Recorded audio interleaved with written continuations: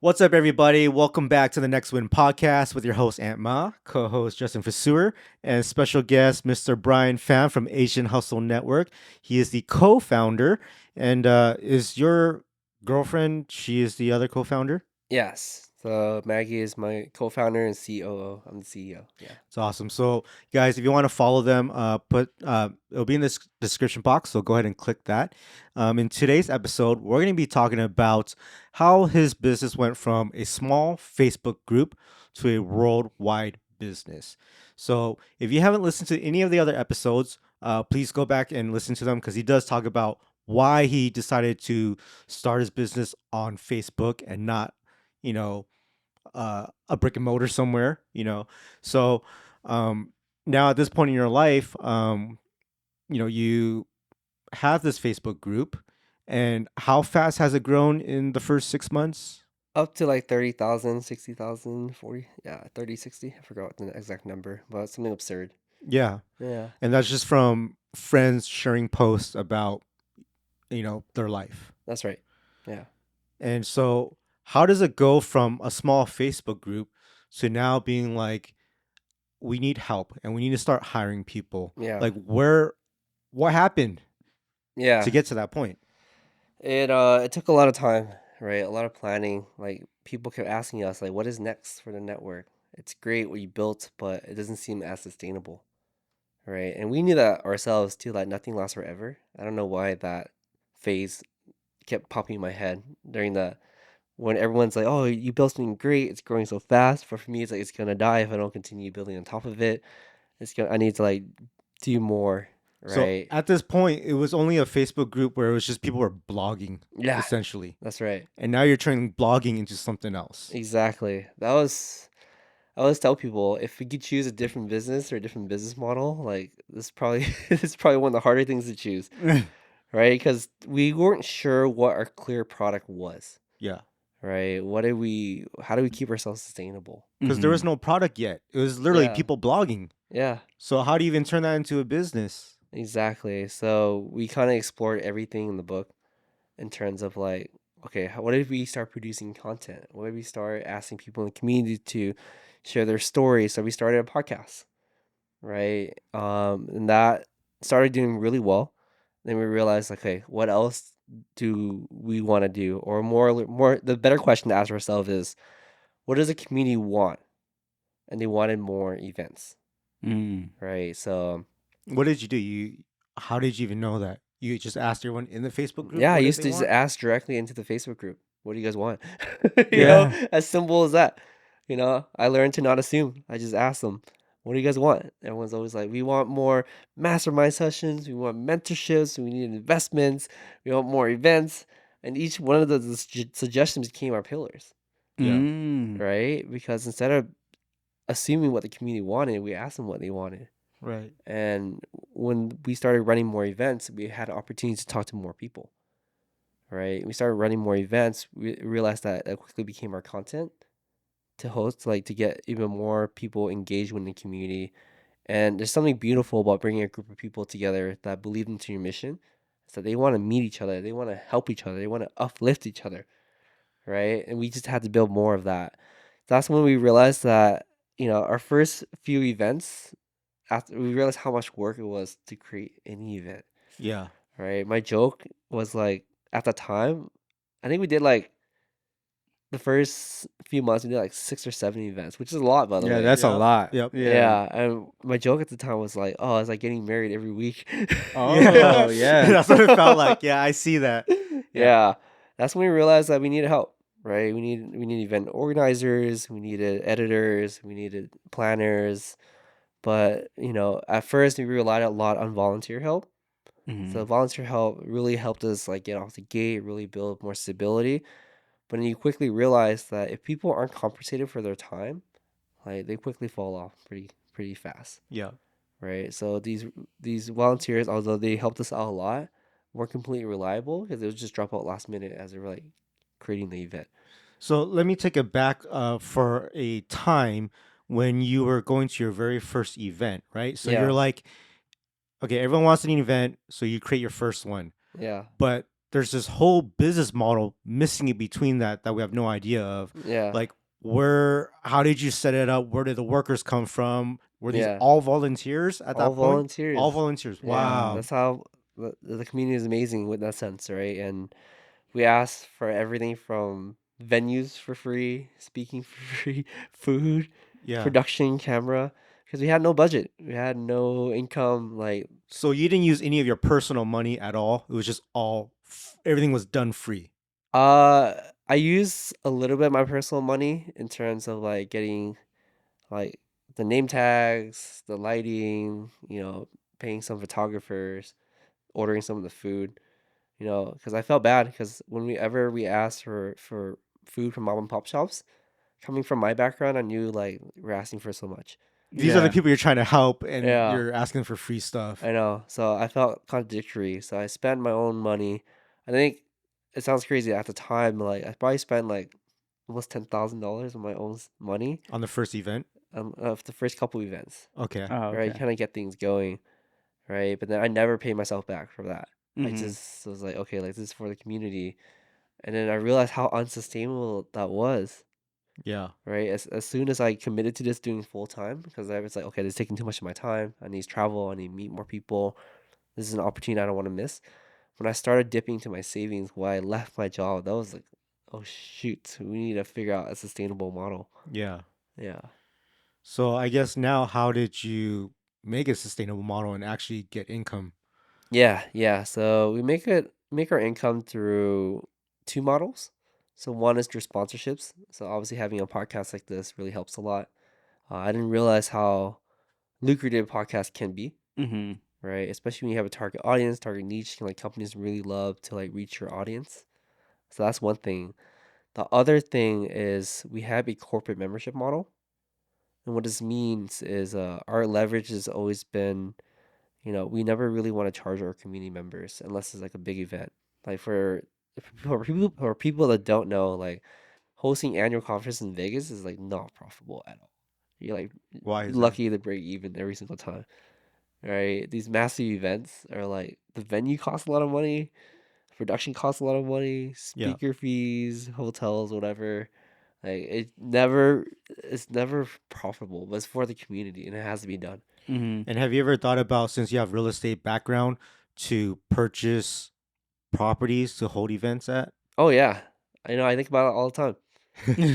I think about it all the time. It just right opportunity hasn't come my way yet. Yeah. But I thought about like opening up like a coffee shop. Oh So yeah, it's like yeah. during the day it's like a boba thing, and then at night there's like events. You can rent out venues, Right. and then being a part of the community space and hosting more events. I didn't realize there's so many communities that host events and need venues. Yeah. Mm-hmm. There's so many. I think this one time we hosted an event, and it's almost like judging like a wedding. You have to book it ahead of time. But like the one time we hosted an event, we realized like there's like this European network event, and there's like this like for moms networking event. Everybody needed a venue. We're like, oh man, if only things fell into place, I would totally get like like a boba shop that's big enough to host like these Yeah. events, and it It makes it sustainable during the day because you're selling boba. Yeah. it's almost like you need a food hall where Yeah, they're open in the day and the food hall closes at night, and yeah, now you have the events at night, because yeah, that's the size I picture now for Asian yeah, Hustle Network. yeah. The events are pretty big, Mm. right? And they have grown to a number and a rate where I never imagined it to be, right? We have big idols, CEOs that I looked up to in the past are reaching out to me, hey, do you want to collaborate?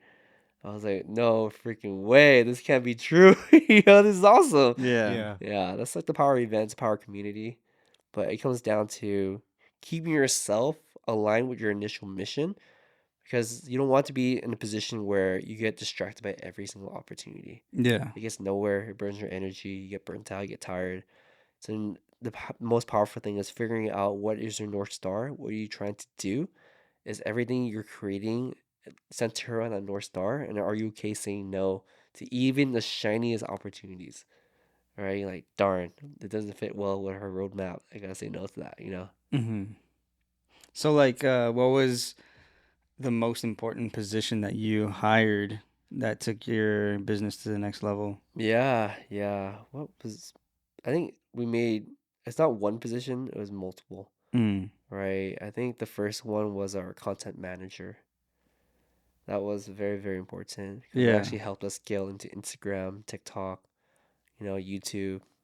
And you realize that someone who's been doing this professionally for such a long time probably knows a lot more than you, Oh yeah. right? So when hiring this person, like our YouTube blew up to 27,000 subscribers in like a month. What? Wow. Yeah, it's just knowing like the right technique, right algorithm, people who study the game, right, and trusting their abilities to execute was important. And then realizing as a leader, you can't do everything, but instead you should focus on things that one you're good at and two you enjoy doing, and kind of like delegate it to your team that they enjoy doing the things that you don't like to do, Mm-hmm. right? It's like for me, it's like I kind of know how to edit videos, but I don't like it. Yeah. Right? So I like we have video editors to take care of that, and that's their passion, right? That's Mm-hmm. what they love to do. So it's just figuring it out as a leader, like what do you enjoy doing, what do you like to do, and what will grow the company. Just focus on those three things. So, I think a lot of people never understand what is the biggest factor that will take your business to the next level, and it's always marketing. Yeah, Whether you own a small business, whether it's an online place, whether it's a liquor store or a laundromat, marketing, you know what I mean? Like yeah. that will take you just need more eyes, right? Content's king. So all of these people that you hired, now they're no longer volunteers, Yeah. right? And are these people that were within the community already, or did you have to outsource outside of the group? It's a mixture of both, right? You gotta leverage your own community for help because they understand your mission really well. Yeah, And then we hire outside help because we wanted new perspectives. Like I think once you're in an organization or doing for something for too long, you kind of lose sight of what your mission is. And every time we bring someone new up from outside the organization, they always question like, what are you guys trying to do? Why are we doing this? And that yeah. helps us at least refine the North Star every single time because running an organization, running a company, it's a living thing. And if you don't constantly change and evolve and reevaluate every 3 or 4 months, you're not going to be able to adapt to new times. Mm. That makes perfect sense. Yeah. So, what were some of the roles that you were taking on at the beginning, and then now, like, what do you do? Oh man, everything. Everything from webmaster to editing to doing my own scheduling, finding speakers, managing my own social media, making sure that I fly out to every single event, and everything, dude. I learned a lot about myself. I learned a Mm. lot about what I can do. Then I learned quickly that energy is finite, right? I was able to do this like the first 2 years, like, oh yeah, I love this thing. And then after the first 2 years, I went through like the biggest burnout of my life, where it's like, why am I doing all of this? My Yeah, life was so much easier before, Yeah. And Yeah. that's when you start looking into, shoot, how do I make this more sustainable? Mm-hmm. Right. And then for me right now is like the things I love to do is I love to network. I love to host events. I love to meet new people. I love to brainstorm, redefine the vision. Those are things I personally love to do. So when I'm do these things, I'm in my zone of genius where it doesn't feel like work to me.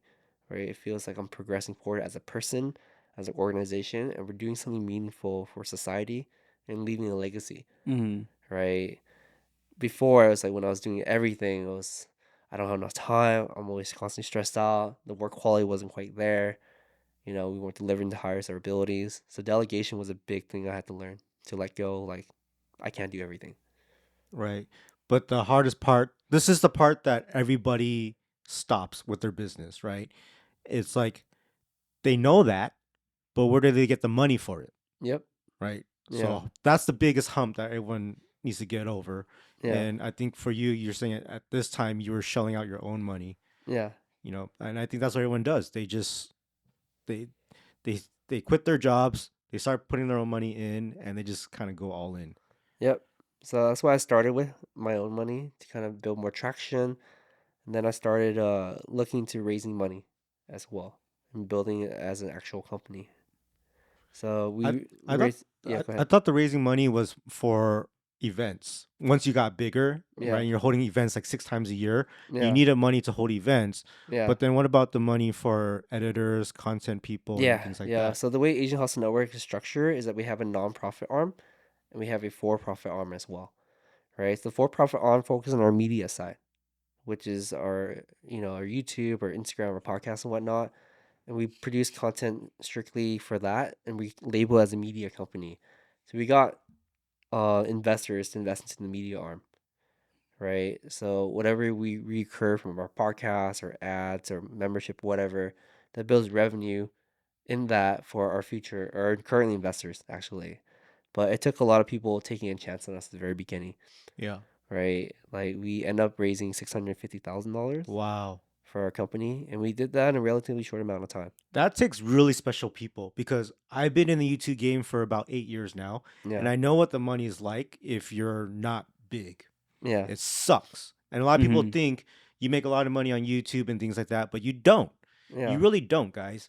And so for people who are not in the game to want to invest in that, that is so difficult to do because right now, as I'm listening to this and I'm 8 years in, I'm like, shit, like I don't even see any return right now because you really don't make much. It's basically just off sponsorships. So how I can see everything with YouTube and the money that comes in and how it's not so great. I applaud all of your investors because they took such a risk, but it's such a well worth risk. And you guys are growing so fast right now, continuously and consistently. Where do you see Asian Hustle Network in the next 5 to 10 years? yeah. That's a really good question. I think for me, I see it operating as an ecosystem, right? For me, it's like, is there a place for everybody in their journey? Whether you're just starting out or you're in the middle of it or you have made it, is there a place for you in the community? And how do you give back, right? I think we can all agree that everybody at one point just wants to give back to their community or help other people, but there needs to be a clear way of doing it. And I think that Asian Hustle Network is building that so that future generation can kind of come to us and be like, hey, I'm just starting out. I made it. I'm in the process. There's a place, time and place for everybody to feel like they belong to something greater. I feel like, you're saying how having conventions or events in Vegas is pretty much at cost or losing money sometimes. Mm-hmm. But I do feel like because your community is growing so fast that within 5 years, I see you holding convention at Mandalay Bay Convention Center for 100,000 people. I think right now you guys just started. You're in the Yeah. 4th year, and you guys have how many people are in your going to your events right now? So we have about 1,000 people. 1,000 people. That's a Yeah. lot. Yeah. And so, I do see at one point you might have 100,000 Asians going to your event. Yeah. Well, that's what we hope, right? But start off small, increment, do it really well, and iterate. Yeah. That's always been our mentality. Thank you, everybody, for joining in on this podcast. I loved all the insight that Bryan provided us, and I hope you guys who are starting businesses learned a lot about this. Let us know what else you want us to talk about, and if you want Bryan back on the channel and what he should talk about. And we'll see you guys next time on the Next Win Podcast.